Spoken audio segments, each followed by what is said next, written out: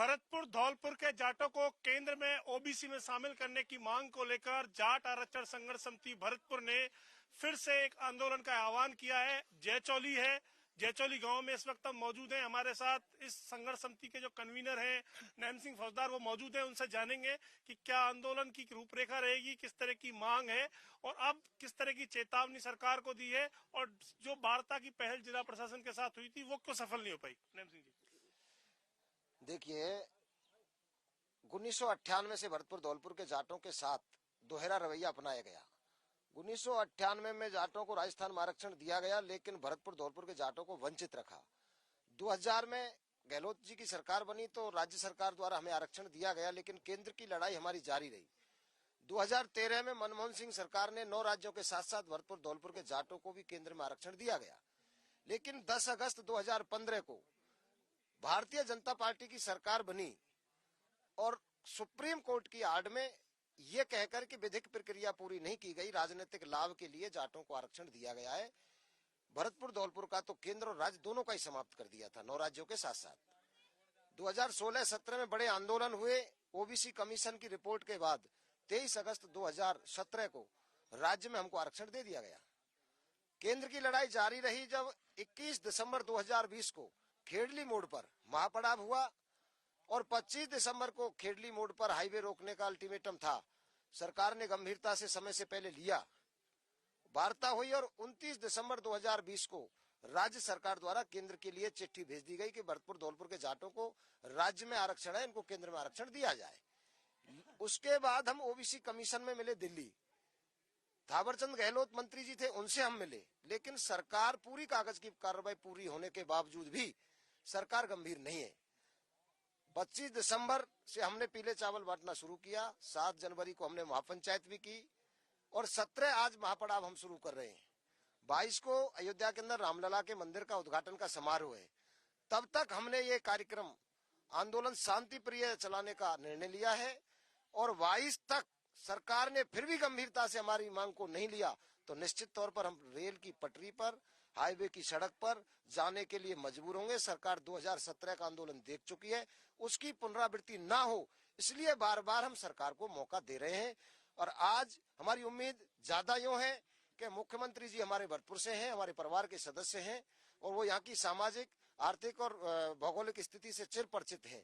निश्चित तौर पर वो चाहेंगे तो हमें सड़क और पटरी पर जाने की आवश्यकता नहीं पड़नी चाहिए। अगर ये आंदोलन उग्र हुआ तो ये दुर्भाग्य होगा और इसके लिए सीधे तौर पर सरकार जिम्मेदार होगी। नैन सिंह जी, विश्वेंद्र सिंह लगातार एक बात करें कि उनकी मुख्यमंत्री से बात हुई है, इस तरह का कोई एग्रेसिव मोड नहीं लेना चाहिए।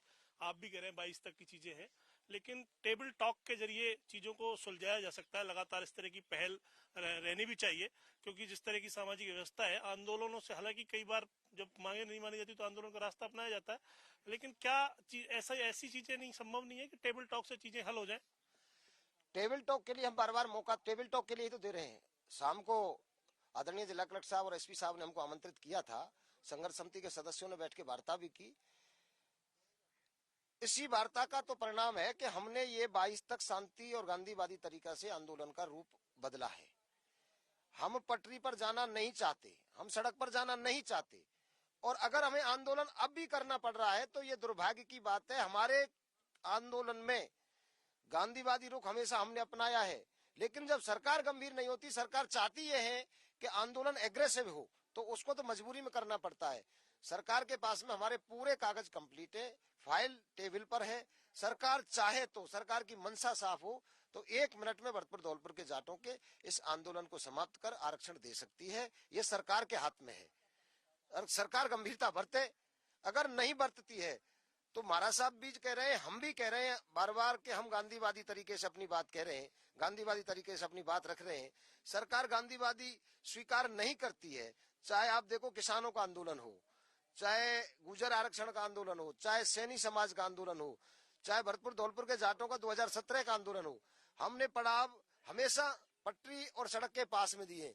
जब जब सरकार ने हमको वार्ता को बुलाया तो हमने हमेशा सरकार के साथ टेबल टॉक किया है और जो समाधान टेबल टॉक से ही होता है। लेकिन समय रहते सरकार चेत जाए तो निश्चित तौर पर आंदोलन को टाला जा सकता है। ये सरकार की मंशा के ऊपर आश्रित होता है।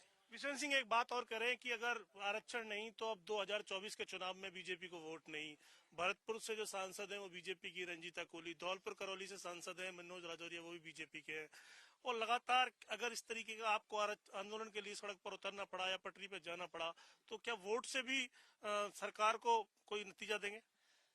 देखिए, 2019 के चुनाव में भरतपुर धौलपुर के जाट समाज ने एक तरफा भारतीय जनता पार्टी को पोलिंग किया, और विधानसभा चुनाव 2023 में भी जाट समाज ने बढ़ चढ़कर बीजेपी को वोट दिया है।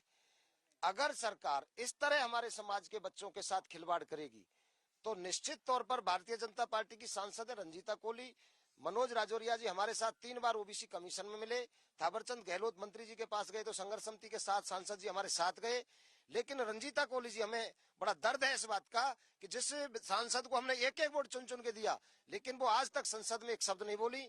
नागौर के सांसद भाई हनुमान बेनीवाल जी ने हमारे विषय को कई बार संसद में उठाया है। अब ये मैं आपके माध्यम से ही सरकार से पूछना चाहता हूं कि आखिर सरकार क्या चाहती है?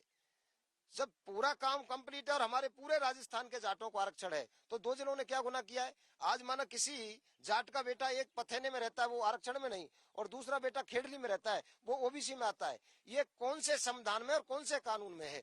किस कानून के तहत हमारे साथ ऐसा रवैया अपनाया जा रहा है? ये सरकार हमें जवाब दे दे।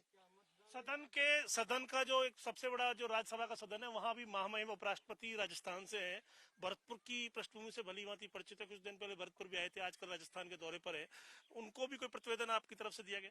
ऐसा है, उपराष्ट्रपति जी यहाँ आए थे भरतपुर की यात्रा पर, सर्किट हाउस के अंदर वो जो जनसुनवाई की थी उसमें भी हमने ज्ञापन दिया, वो ज्ञापन की कॉपी भी मेरे पास है। उपराष्ट्रपति जी को भी हम अवगत करा चुके हैं। हमने कोई दरवाजा ऐसा नहीं छोड़ा जिसको हमने खटखटाया नहीं हो। इस जगह पे आज फर्श बिछाना हमने क्यों समझा कि सरकार गांधीवादी तरीके से ही सुन ले। जो रास्ते खटखटाने के दरवाजे होते हैं वो सारे खटखटा लिए, अब तो लठ की खटखटाट सरकार सुनना चाहती है, और वो करने को जाट समाज मजबूर होगा। वोट की चोट भी करेंगे लोकसभा में और लठ की चोट भी करेंगे आंदोलन में। तो ये थे नैम सिंह फौजदार, जिनका कहना है कि अगर उनकी मांगे नहीं मानी गई तो सड़क हो या पटरी, उस पर जाट समाज उतरेगा, क्योंकि जाट समाज के जो युवा हैं उनको नौकरियों से जिस तरह वंचित रखा जा रहा है केंद्र में ओबीसी में आरक्षण नहीं देकर, उसको समाज सहन नहीं करेगा। वीडियो जर्नलिस्ट पीयूष दीक्षित के साथ देवेंद्र सिंह, जी मीडिया, भरतपुर।